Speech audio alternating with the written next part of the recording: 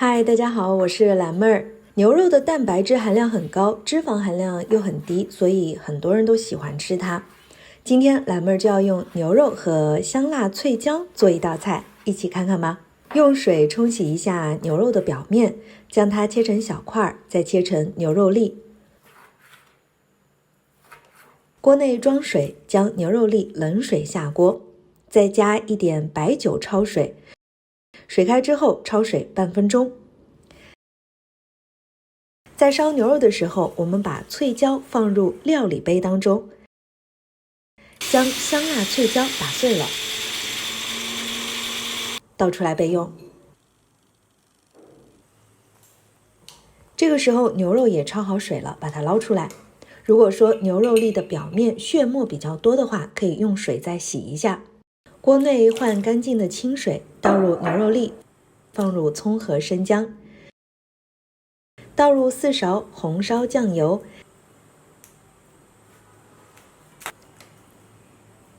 加1勺的蚝油，再加一点点的白胡椒粉，搅匀了。盖上锅盖，开火煮制，煮到牛肉粒软烂，开盖。用筷子夹出牛肉，锅内再换一点清水，水不用太多，倒入一点生抽，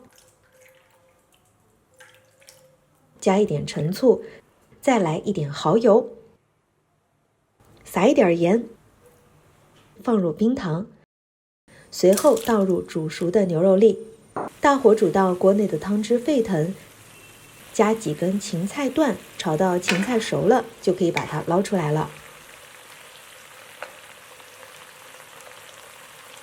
然后再加一点点的香油增香。锅内汤汁不多之后呢，就淋入少许的水淀粉勾芡，